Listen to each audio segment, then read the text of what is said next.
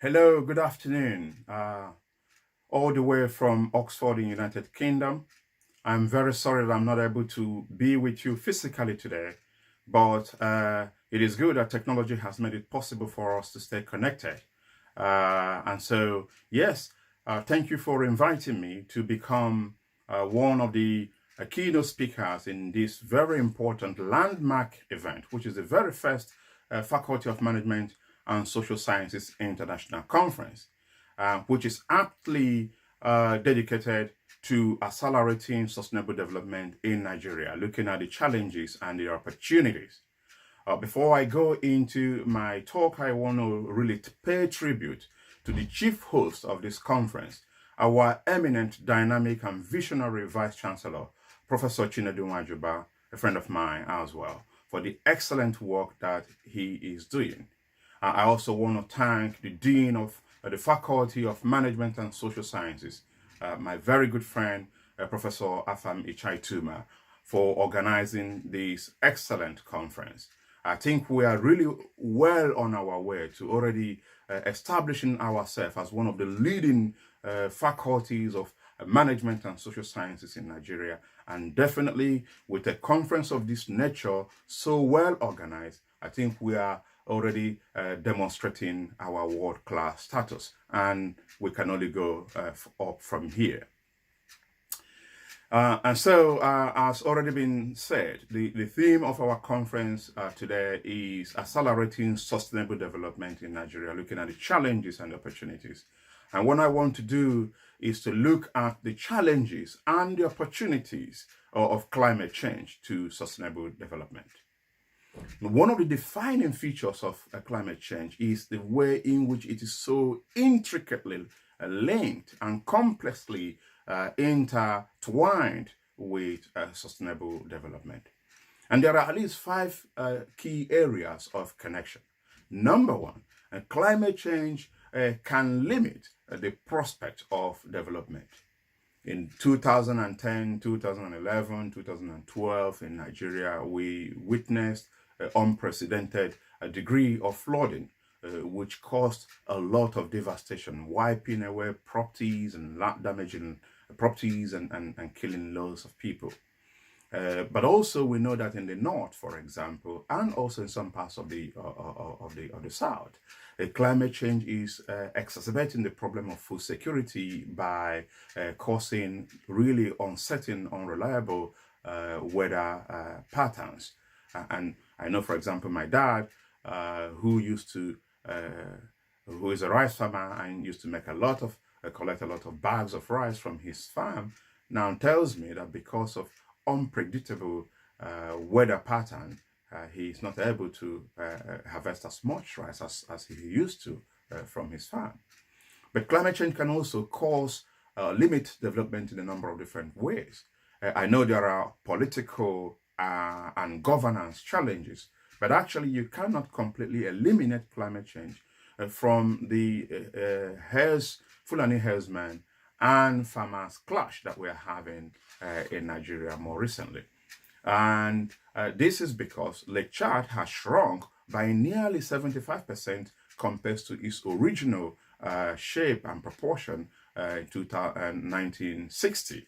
And this has pushed a lot of the FUNAI herdsmen down south in search of greener pasture, and therefore exacerbating the problem of war and conflict. We can also think of health, for example. With climate change, there is likely to be more incidents of malaria and other tropical diseases. And so climate change can, in so doing, limit the well-being of majority of developing country population, and in so doing, put a strong wager to development. The second way in which climate change affects development is that climate change can divert resources that could have been used to pursue other development aspirations. We're already seeing that the amount of money that developed countries, for example, the United States of America, the United Kingdom, Canada, are giving to developing countries as form of development aid has reduced because a lot of those resources that used to be devoted to fighting poverty are now being channeled to fighting climate change. And in doing so, as I said, climate change can divert resources that would have been used to pursue development. The third way in which climate change relates to development is that climate change can increase the cost of development. We know from the analysis that we've done at the University of Reading that if you actually factor in climate change in your development budget, you could be thinking or looking at about 500% increase. So for example, the road that you would have built without climate change, you have to increase the dimensions of the road or the bridge in order to make it much more climate resilient. The fourth way is that actually development is often needed to be able to tackle climate change. So people often feel that you need to increase your resources, increase your economic growth, increase your earning power to be able to develop and establish the sort of infrastructure that you require to tackle climate change. And one of the fascinating examples of this is when one compares the Bangladesh and the Netherlands. These two countries are broadly similar in terms of their geography, but Bangladesh is one of the most vulnerable countries in the world, and Netherlands isn't. And the major difference is that Netherlands is a developed country and have actually used their resources to build a lot of infrastructure that has made the country resilient to climate change. The problem, as we've already seen, is that while the pursuit of development can exacerbate climate change, and climate change also can limit development. Because development increases climate change, as we have seen. In fact, climate change is mostly as a result of the pursuit of development, either through the burning of fossil fuels such as coal, oil, and gas. And this has an important implication for our country, Nigeria. As you know, 95% of our foreign exchange earning is from oil. And we now have many countries around the world are making declarations that they want to move away from fossil fuel. And this has a lot of implication for our resources, and also whether if indeed we dig up the oil from the ground, where we will sell it and at what price. But moving on to the next set of the presentation, there are five. Moving on to the next set of the presentation, there are 5 opportunities, at least, that are inherent in climate change. Number one opportunity is that actually climate change, when we take it seriously, it can allow us to achieve realizable improvement in resource efficiency and therefore avoid pursuing business as usual. Number 2, it can reduce our dependence on natural resources. As I already indicated, Africa in general has experienced a lot of growth in the last 10 years. But we know that most of this growth has been because of dependence on natural resources. And these natural resources are limited. We cannot depend on them forever and ever because we'll run out of oil at one point or the other.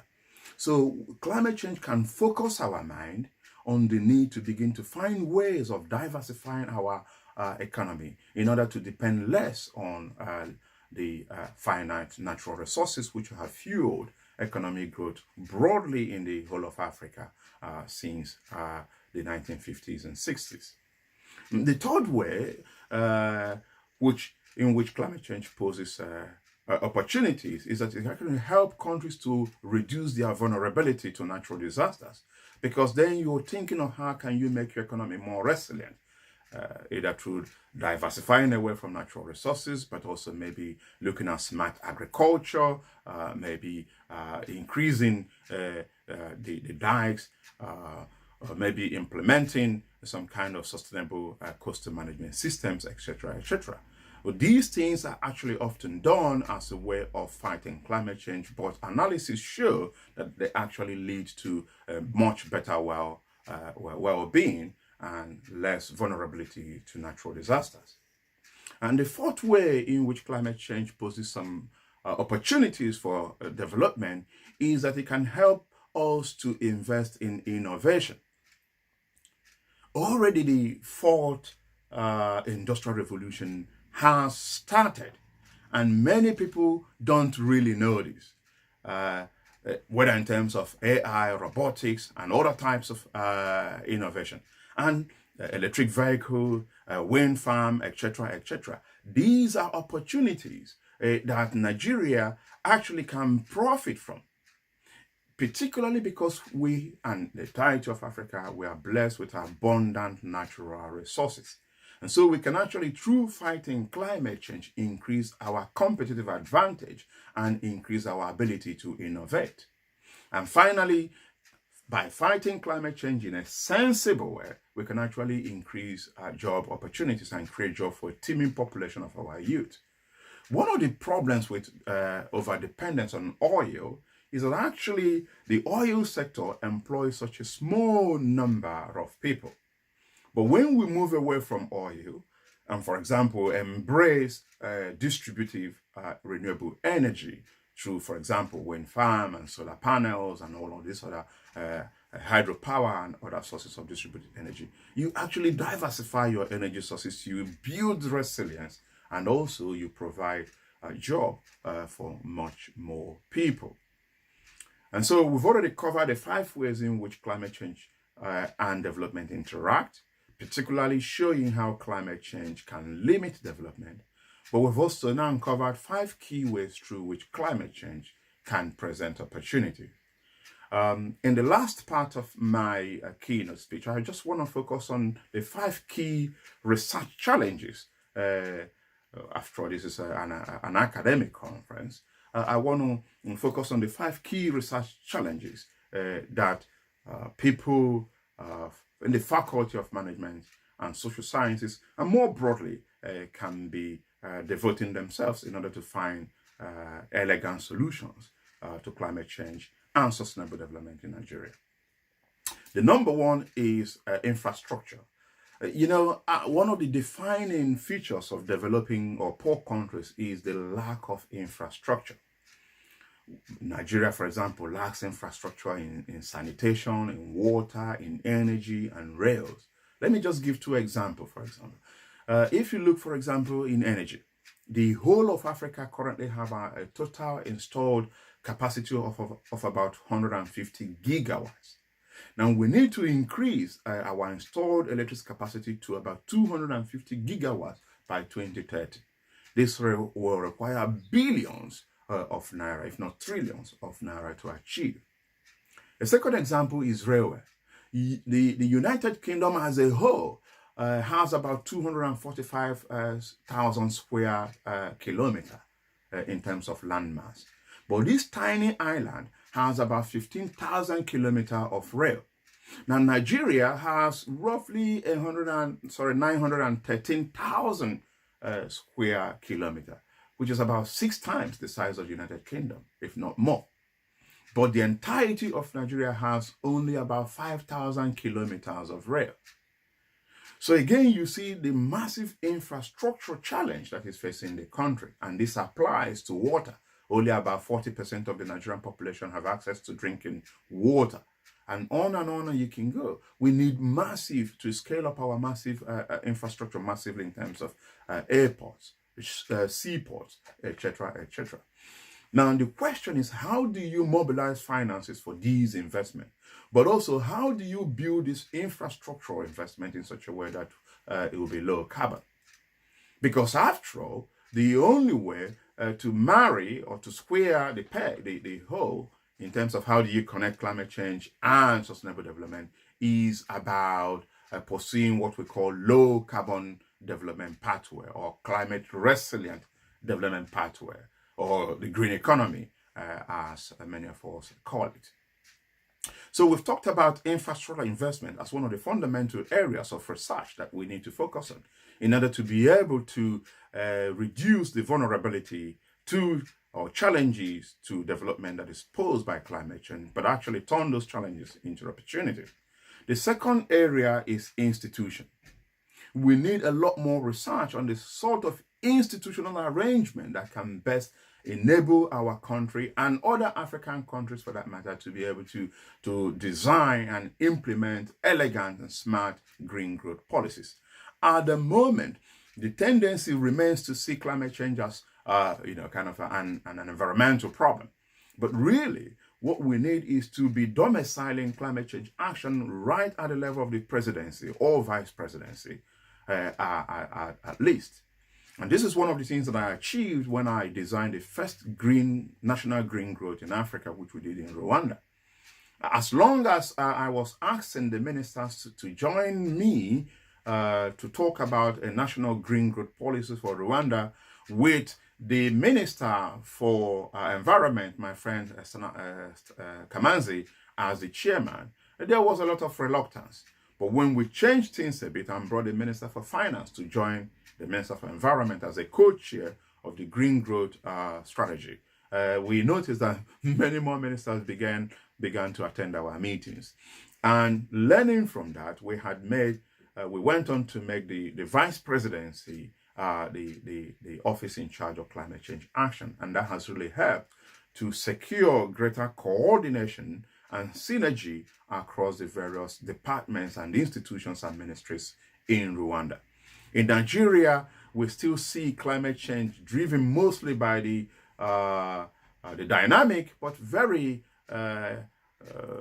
poorly resourced Department for Climate Change, and we really need to change it, because climate change is not an environmental problem, as you would have gathered from everything I've said in the past. It's an energy problem, it's a transport problem, it's health problem, it's agricultural problem, and we need to be joining up our policies in order to be able to mount a sustained and intelligent policies to help combat climate change. And the third area is incentives. At the moment, both at a global level but also in Africa, the incentive structure is woefully inadequate to catalyze the revolution that is required to deal with climate change. I give you one example. So globally, around 2012, the oil industry received about $500 billion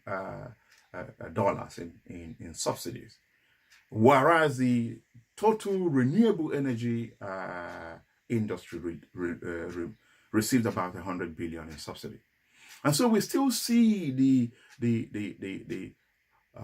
extractive industry, the exploitative industry, oil, coal, and gas, who have enormous structural power, continue to enjoy a lopsided help and subsidies from government. And the fundamental problem from a political science perspective about climate change is that you cannot achieve a transition from exploitative model of growth to low carbon development pathway without actually challenging some of the fundamental structures of the economy. And so there will be winners and losers when you want to make a move from, example, depending on coal to moving to renewable energy sources. And what we have seen, unfortunately, is that the multinational companies who have actually been mostly responsible for climate change, both in historical and in current times, continue to undermine some of the most important efforts designed to fight climate change. And so we need to shift the incentive structure away from these sorts of companies and make it fairer and easier for entrepreneurs, investors who are willing to put their money in finding solutions to climate change are able to do that. And the last two are innovation and inclusion. In terms of innovation, Africa remains very, very poor in the way that they invest in innovation. Research and development capacities and capabilities and activities remain at a very low level. And I have said to governors, heads of states across Africa, you cannot import your way out of poverty. This is a country that is blessed with all sorts of natural resources, but we still import almost everything, from toothpick to tomato puree to everything almost that we have. We need to be investing in innovation, and this is also a place where universities and other higher institutions of learning can play a crucial role.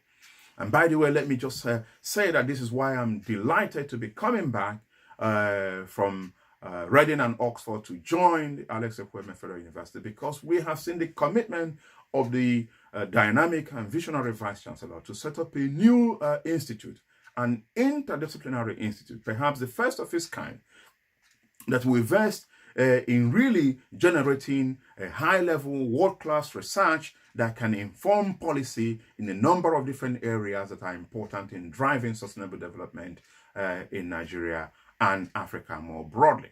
And I think the last point I want to make is about the issue of inclusion. I've already said that one of the fundamental political science challenge of sustainable development or transition to green growth is that somehow it involves winners and losers.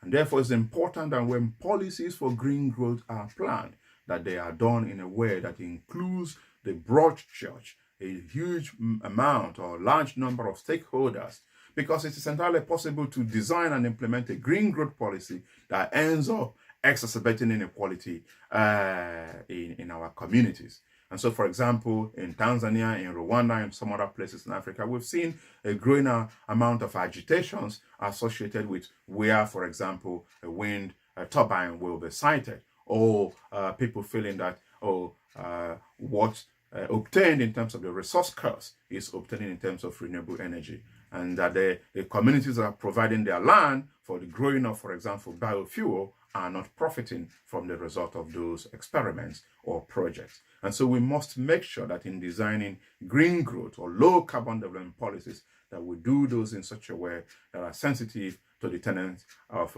distributive justice, equity, and fairness, so that we don't cause or exacerbate the problem that we are looking to solve. And so I would like to stop here, and again, just thank you so very much for inviting me. And I'm happy to take some questions and comments. But in summary, I have provided 5 ways in which climate change interacts with development, 5 opportunities inherent in climate change, and 5 research questions that needs to be tackled more effectively in order to be able to better design and implement green growth policies that will lead to sustainable development for all. Thank you so very much.